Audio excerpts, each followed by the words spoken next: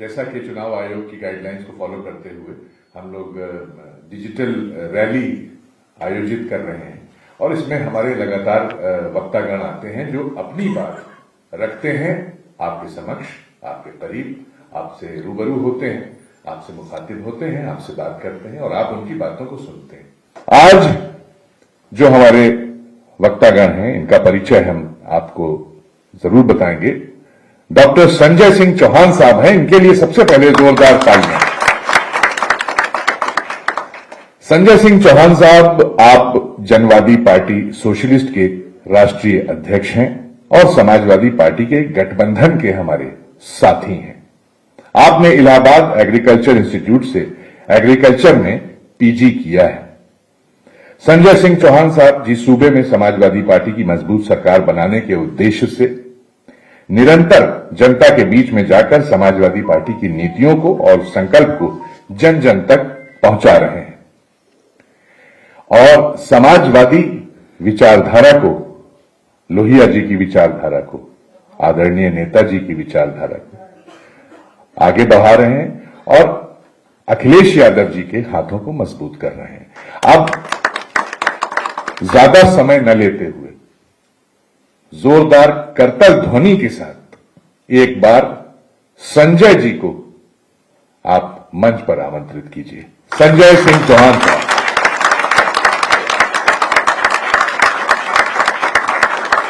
स्वागत।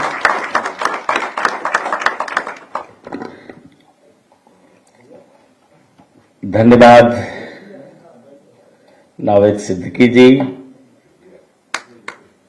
आप सब लोगों को हृदय से मेरा प्रणाम। जय जनवाद, जय समाजवाद।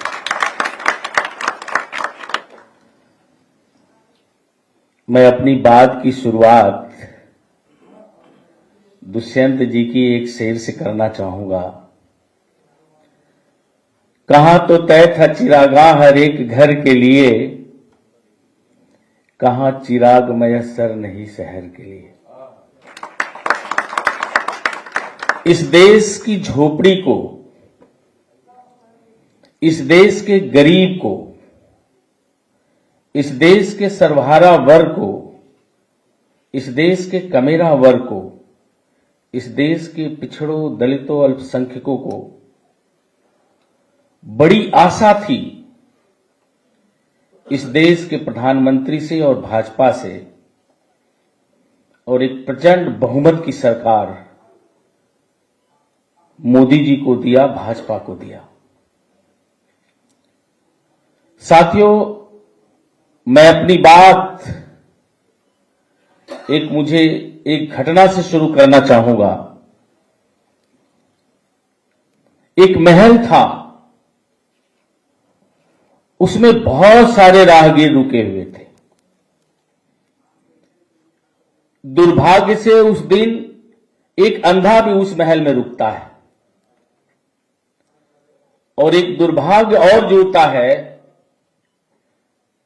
कि रात उस महल में आग लग जाती है। लोग जगते हैं, आंख वाले निकल करके भाग जाते हैं।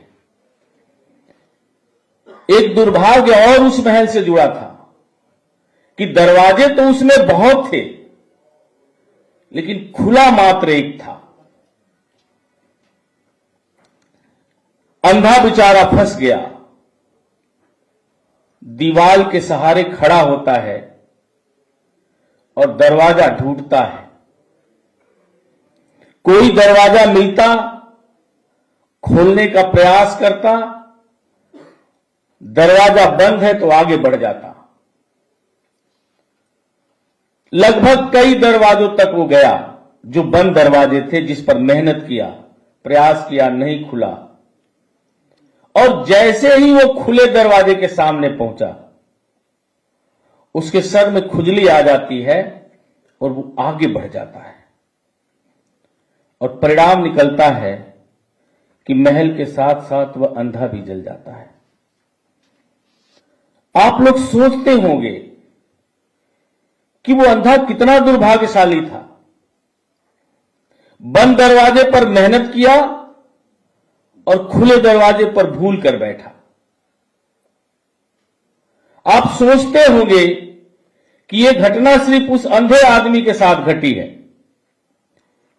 साथियों, यह घटना इस देश और प्रदेश में भी घटी हुई है, हमारे जीवन में भी घटी हुई है। जिस पार्टी की विचारधारा में न समाजवाद था न जनवाद था, जिस पार्टी की आइडियोलॉजी में न गरीब था न झोपड़ी थी, उस पार्टी को इस देश के गरीब सर्वहारा वर्ग के लोगों ने सत्ता दिया, भूल किया, और आज परिणाम आप देखिए। जिस पार्टी के अंदर समाजवाद था, जिस पार्टी की बुनियाद ही शोषित, उपेक्षित, बैकवर्ड और अल्पसंख्यक लोगों के अधिकारों के लिए हुई थी, हमने उसे सत्ता से बाहर किया, तो आज देश कहां खड़ा है? एक नैरेटिव पैदा किया गया कि जो भाजपा के साथ खड़ा है वो देश के साथ खड़ा है, जो मोदी जी के साथ है वो राष्ट्र के साथ है, और जो समाजवादी पार्टी के साथ है वो पाकिस्तान के साथ खड़ा है। और 2014 में, 2019 में, 2017 में जनता तो राष्ट्र के साथ खड़ी हुई, जनता तो देश के साथ खड़ी हुई, जनता मोदी जी के साथ खड़ी हुई, लेकिन आज वो कहां खड़े हैं? साथियों, आपको समझने की जरूरत है मोदी के चेहरे को और भाजपा के राष्ट्रवाद को। मैं यह बात मजबूती से कह सकता हूं कि जिस तरह से देश की सारी सार्वजनिक संपत्ति कंपनियों को बेचने की जल्दबाजी है मोदी जी की, जिस तरह से राष्ट्र के एक एक संपत्ति को पूंजीपतियों के हाथ में बेचा जा रहा है, जिस तरह से भारत में एक नए रियासतीकरण की आधारशिला रखी जा रही है, आप मोदी जी के साथ खड़े हुए और मोदी इस देश के चंद पूंजीपतियों के साथ खड़े हो गए, और जिसका परिणाम निकला, साथियों, यह आरएसएस की वर्षों पहले की यह योजना थी कि जिस तरह से चिली और बोस्निया में जो हुआ वह भारत में भी करना है, और भारत के लोकतंत्र को धीरे धीरे जड़ से खत्म करना है। भाजपा की सरकार नहीं थी तो हमें मीडिया पर भरोसा था। आज एक आम नागरिक कहता है गोदी मीडिया। भाजपा की सरकार नहीं थी तो हमें चुनाव आयोग पर भरोसा था, आज उस पर भी प्रश्न चिन्ह खड़ा हो रहे हैं। भाजपा की सरकार नहीं थी तो हमें देश की न्यायपालिका पर पूर्ण भरोसा था, लेकिन आज उस पर भी लोगों के ये प्रश्न चिन्ह खड़े कर रहे हैं कि मोदी जी हैं, भाजपा है, तो उनके खिलाफ कौन फैसला देने वाला है? भाजपा चाहती है कि जिन खंभों पर देश का लोकतंत्र टिका हुआ है उन्हें कमजोर किया जाए और भारत में पूंजीवाद की जड़ों को और मजबूत किया जाए, और जिसका परिणाम आज नहीं आने वाले कल को आपको देखने को मिलेगा कि जिस तरह से भारत की एक तस्वीर उभर करके आएगी कि एक तरफ रोटी के अभाव में लोग खड़े होंगे तो दूसरी तरफ एक जमात होगी जो रोटियों के साथ खेलेगी। एक वर्ग होगा जो मजदूर होगा और मालिक होगा, बीच का मध्यम वर्ग खत्म हो जाएगा और समाज में असमानता इतनी मजबूती से बढ़ेगी जिसके आगोश में से सारे अत्याचार सारे कुकर्म, सारी असमानताएं, सारे गंदे कार्य पैदा होंगे और समाज में अराजकता का माहौल कायम हो जाएगा। साथियों, आज जरूरत है हमें अपनी गलतियों पर पुनरावलोकन करने की। भाजपा अपनी नीतियों पर नहीं लड़ना चाहती।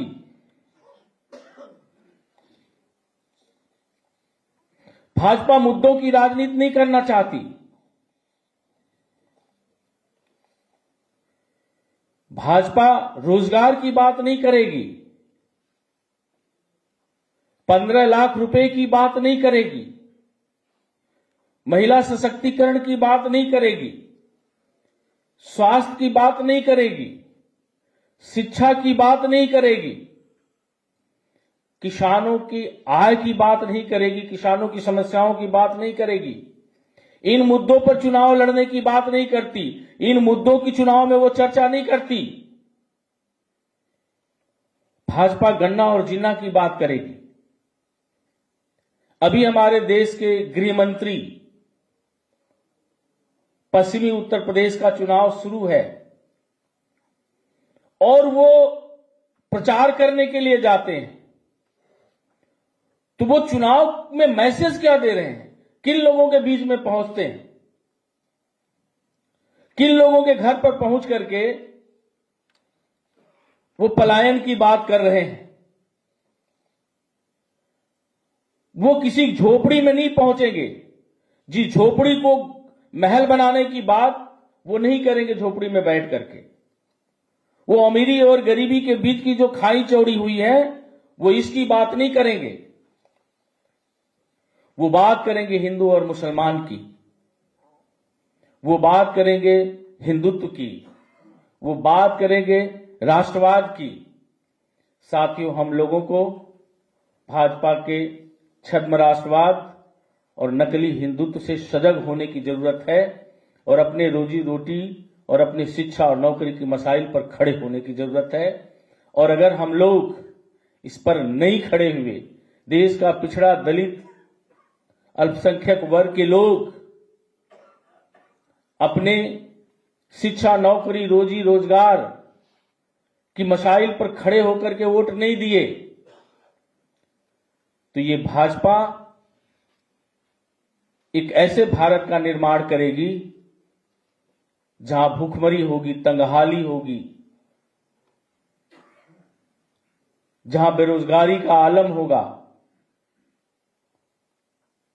आज हम जिस उत्तर प्रदेश में भाजपा कह रही है कि हमने सच्चा प्रशासन दिया है, हमारे पास बुलडोजर है, हम अपराधियों के घरों को गिरा दे रहे हैं, बुलडोजर चलवा दे रहे हैं, लेकिन एक बात तो प्रश्न चिन्ह खड़ा होता है कि मोदी जी का बुलडोजर कहां चल रहा है, किनके ऊपर चल रहा है। मोदी जी का बुलडोजर भी धर्म और मजहब और जात देख करके चल रहा है। योगी जी का बुलडोजर जाति, धर्म और मजहब देख करके चल रहा है। योगी जी का बुलडोजर योगी जी के लोगों पर नहीं चल रहा है। मुझे याद है कि मैं लोकसभा का चुनाव चंदौली से लड़ा था। मैं चुनाव भी जीता था, जबरदस्ती मुझे चुनाव हराया गया और पूर्वांचल के सारे बड़े माफियाओं को योगी जी ने बिठा करके हमारे लोकसभा क्षेत्र में लगाया कि चुनाव किसी भी तरह से हरवाना है और 40,000 वोटरों पर स्याही लगा लगा करके उंगलियों पर उनके हाथों में पैसा दे दिया गया और कह दिया गया कि तुम्हारा वोट पड़ गया, अब तुम्हें कल वोट डालने नहीं जाना है। वे जो योगी जी के पाले हुए गुंडे हैं, उन पर बुलडोजर कब चलाएंगे? योगी जी का गुंडा माफिया जो 25,000 रुपए का इनामी है, फरारी पर है, उनकी जात का है तो वो क्रिकेट खेल रहा है। और पिछड़े दलित वर्ग के लोग जो छोटे मोटे अपराधी थे तो उन्हें सीधे एनकाउंटर करके मार दिया गया। योगी जी का बुलडोजर उन पर कब चलेगा? निश्चित तौर पर शासन सत्ता को जिस जातिवादी मानसिकता से योगी सरकार ने चलाया है, अगर हम लोग नहीं सजग हुए, पिछड़े दलित वर्ग के लोग नहीं सजग हुए, तो आने वाला समय और भी कठिन हो जाएगा। साथियों, सामाजिक न्याय की बात करते हैं। पूरे इनके कार्यकाल में छात्रवृत्ति सबसे पहले जनरल को दी गई, एससी को दी गई, अल्पसंख्यक वर्ग को दी गई, लेकिन ओबीसी को नहीं मिली। और इस साल तो ओबीसी के नौजवानों को 1% भी छात्रवृत्ति नहीं मिली। आरक्षण खत्म करने की स्थिति में हो गया। मुझे याद है कि जब भाजपा का कैंपेन चल रहा था तो हर मंच से भाजपा के सारे बड़े नेता कहते थे कि समाजवादी पार्टी की सरकार में पिछड़ी जातियों के अन्य वर्ग के लोगों को कुछ नहीं मिलता। समाजवादी सरकार यादववादी सरकार है, यहां तो सारे पिछड़ों का हिस्सा अकेले यादव खा रहा है। सारी नौकरी चाकरी यादवों को मिल रही है, सारे ठेकेदारी पट्टेदारी यादव समाज को मिल रही है। अखिलेश यादव सिर्फ पिछड़े वर्ग में अपनी जात को देख रहे हैं, शेष पिछड़ी जातियों के ऊपर जुल्म और जाति और उनकी महत्वाकांक्षा का शिकार हो रहे हैं। हमारी सरकार आएगी, भाजपा की सरकार आएगी तो अन्य पिछड़े वर्ग को हम सामाजिक न्याय देंगे, उन्हें शिक्षा और नौकरी में वरीयता देंगे, उन्हें अलग से आरक्षण देंगे। और इस पूरी सरकार के कार्यकाल में आपने देखा होगा कि जिन पिछड़ों का आरक्षण 27% था, उस 27% आरक्षण के अनुपात में उत्तर प्रदेश में कोई भी भर्ती हुई तो 27% रिजर्वेशन किसी भी भर्ती में पिछड़ों को नहीं मिला। और जो हमें आरक्षण मिला था उसकी प्रासंगिकता यहां आकर के खड़ी हो गई कि जनरल की मेरिट लो जा रही है और बैकवर्ड की मेरिट हाई जा रही है। बैकवर्ड रिजर्वेशन की प्रासंगिकता को भी खत्म कर दिया, आरक्षण की पूरी व्यवस्था को ही ध्वस्त कर दिया। तो साथियों, हमें पिछड़ों को आपस में लड़ा करके, एक दूसरे के बीच जो खाई पैदा करके भाजपा विगत दिनों में वोट लेने में कामयाबी हासिल की, उसे हमें समझ लेना होगा। और अखिलेश यादव जी के व्यवहार और नीतियों को समझना होगा। सामाजिक न्याय की सही व्यवस्था और सामाजिक न्याय हर जात को सही रूप से तभी मिल सकता है जब देश में जाति जनगणना करा दिया जाए, पिछड़ों की जनगणना करा दिया जाए। भाजपा हर पिछड़े वर्ग की जात को कहती है कि तुम इससे ज्यादा हो, तुम इससे ज्यादा संख्या में हो, तुम इससे ज्यादा संख्या में हो, तुमको इतना मिलना चाहिए, तुम्हारा हिस्सा ये लूट रहा है। एक दूसरे को लड़ाते हैं। इसीलिए तो अखिलेश यादव जी कहते हैं कि जातिगत जनगणना करा दो, किस जात की संख्या कितनी है यह पता कर दो, फिर उस जात की संख्या का जो अनुपात है उस अनुपात में उसको रिजर्वेशन दे दो, उसकी हिस्सेदारी दे दो, सारा झगड़ा और फसाद खत्म हो जाएगा। लेकिन भाजपा ये नहीं करेगी, क्योंकि भाजपा की मजबूती ही पिछड़ों की फूट है। वो नहीं चाहती है कि पिछड़े वर्ग के लोगों को सही सामाजिक न्याय मिले। वो नहीं चाहती है कि पिछड़े वर्ग के लोगों को शिक्षा और नौकरी में वाजिब हिस्सेदारी और भागीदारी मिले। साथियों, ये चीजें भी लगभग मैं समझता हूं कि पिछड़े और दलित वर्ग के लोग समझ गए हैं और 2022 के विधानसभा के चुनाव में इन्हें मुकम्मल जवाब मिलेगा। साथियों, हम यह मानते हैं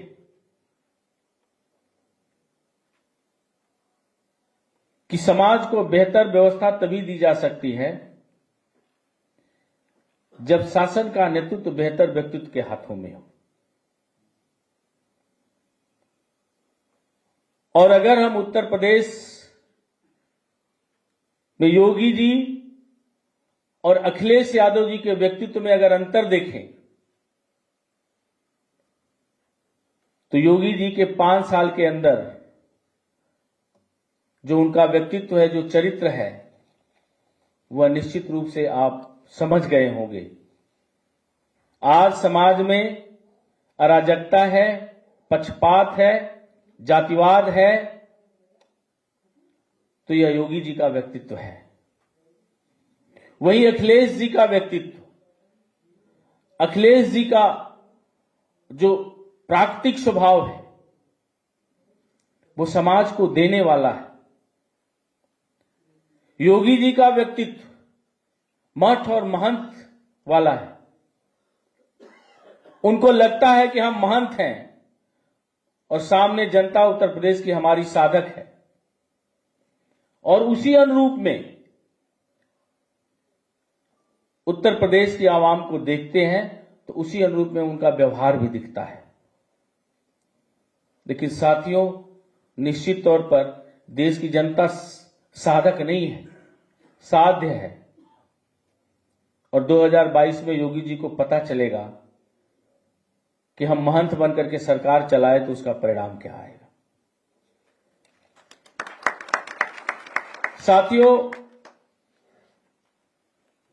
योगी जी बेरोजगारी पर बात नहीं करेंगे,